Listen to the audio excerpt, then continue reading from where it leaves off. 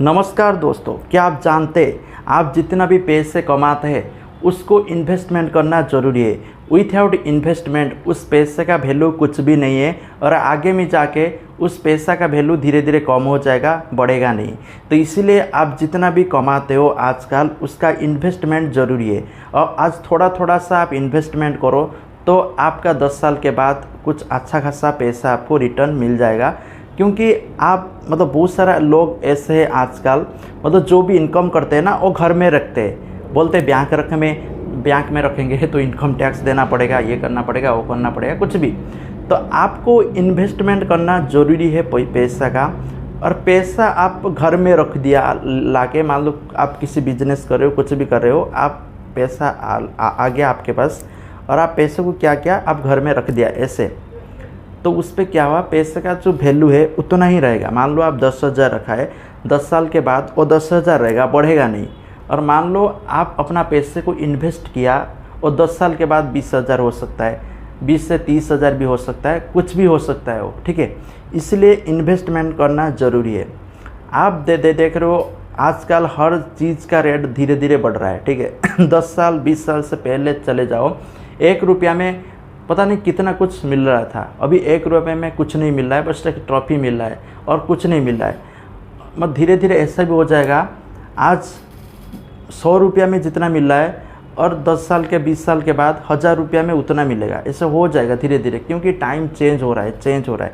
और टाइम जैसे जैसे चेंज हो रहा है और धीरे धीरे जैसे हर चीज़ का वैल्यू बढ़ रहा है, इस टाइप का आपका जो पैसा है वो भी बढ़ना चाहिए, ओके। और आपका पैसा ना बढ़े तो आपको फ्यूचर में दिक्कत होगा, ठीक है। आप सोचोगे मैं इतना तो पैसा कमाया था पर उसका वैल्यू क्या हुआ, कुछ नहीं हुआ, ठीक है।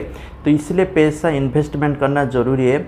और मैं आज आपको कुछ टिप्स बताऊंगा जिसको जानना ज़रूरी है और कौन सी जगह में पैसा इन्वेस्टमेंट करना अच्छा है, ज़्यादा आपको रिटर्न मिलेगा और सेफ भी है, कुछ आपको दिक्कत लेना नहीं पड़ेगा। पूरा प्रोसेस समझाऊंगा, इसलिए वीडियो को आप ध्यान से देखना और बिल्कुल भी स्किप नहीं करना। और चैनल पे नया हो तो चैनल को ज़रूर सब्सक्राइब करके पास में बेल आइकन को दबा देना, क्योंकि इस तरह का लेटेस्ट इन्फॉर्मेशन आपको मिलता रहेगा। तो चलिए शुरू करते हैं, ठीक है।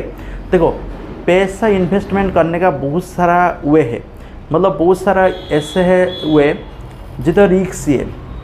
मान लो आप 10,000 इन्वेस्टमेंट कर दिया, उधर ऐसे रिक्स हो, पैसा घट सकता है, ना बढ़े, कुछ भी हो सकता है। बढ़े तो ज़्यादा बढ़ जाए, नहीं तो घट जाए, पूरा जीरो हो जाए, और ठीक है।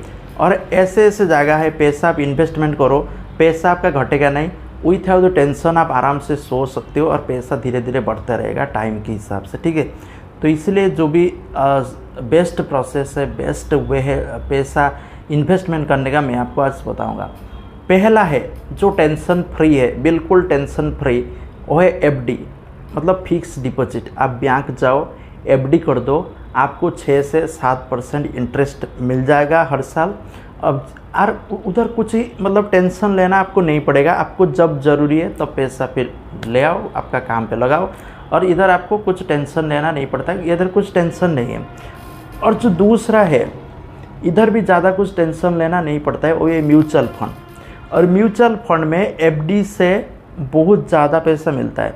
मान लो आप फिक्स डिपॉजिट में आपको 7% मिल रहा है अभी, ठीक है, तो म्यूचुअल फंड में आपको 20 से 25 तक मिलता है हर साल रिटर्न। तो म्यूचुअल फंड सबसे अच्छा है, मैं सजेस्ट करूँगा। आजकल आप चाहते हो तो पैसा इन्वेस्टमेंट करने के लिए तो बेस्ट ऑप्शन है म्यूचुअल फंड। आप देख सकते हो बहुत सारा एप्लीकेशन है, उधर म्यूचुअल फंड भी उपलब्ध है, आप उधर जाके इन्वेस्टमेंट कर सकते हो। पर मैं सजेस्ट करूँगा आप ना SBI जाओ, state bank of India. State bank of India में हर बंदे का खाता है, जितना भी लोग है एवरेज, ठीक है।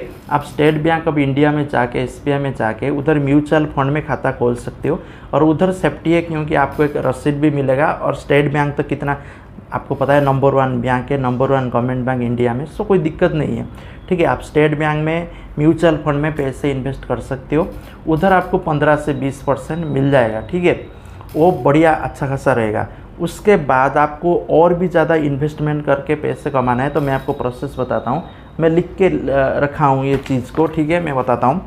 उसके बाद है रियल एस्टेट। रियल एस्टेट एक ऐसा चीज़ है, क्योंकि आजकल बहुत सारे लोग हैं जिनके पास बहुत ज़्यादा पैसे ना ऐसे करके आता है, मतलब ब्लैक मनी हो गया, मतलब जो पैसा मतलब हाथ हाथ से पैसा आता है, वो क्या करते हैं ना, बैंक में नहीं रखते, क्योंकि बैंक में इतना ज़्यादा पैसा रखेंगे तो उनको इनकम टैक्स देना पड़ेगा, मतलब टैक्स देना पड़ेगा। गवर्नमेंट सोचेगा इतना पैसा कितना पैसा कहाँ आ रहा है, मतलब मान लो आपने जॉब किया कुछ भी कर रहे हो तो पैसा आपका आ रहा है तो बैंक की प्रोसेस में आएगा, तो उधर टैक्स वगैरह करता है, इनकम टैक्स करता है, कुछ भी बहुत सारा चीज़ करता है, ठीक है।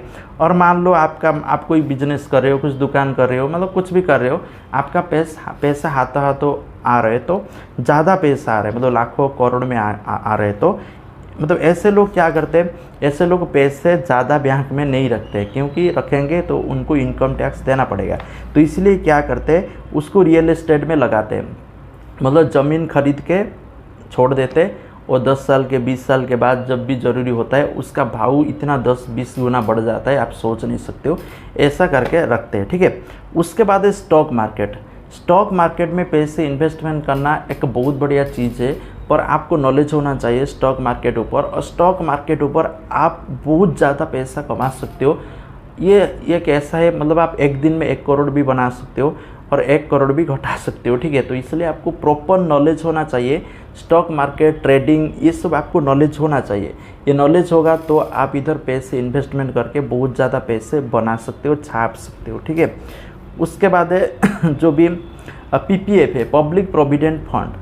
आपके पास ज़्यादा पैसा आ रहा है, आप सोच रखते हो ऐसे कोई जगह में इन्वेस्टमेंट कर दूँ, थोड़ा बहुत पैसा इंटरेस्ट ज़्यादा मिलेगा, उससे 7 से 8% मिलता है PPF पब्लिक प्रोविडेंट फंड में, उधर भी पैसे आप इन्वेस्टमेंट कर सकते हो।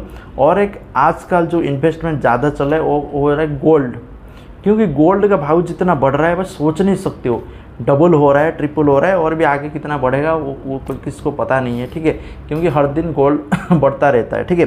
तो आजकल ये पसंद करते हैं लोग गोल्ड में इन्वेस्टमेंट करने के लिए। गोल्ड में इन्वेस्टमेंट करने के लिए ये नहीं चाहिए आप फिजिकली गोल्ड खरीदो फिर उसको रखो, फिर ऐसा नहीं करते लोग, क्योंकि ऐसा करते चोरी हो जाता है घर में, ठीक है।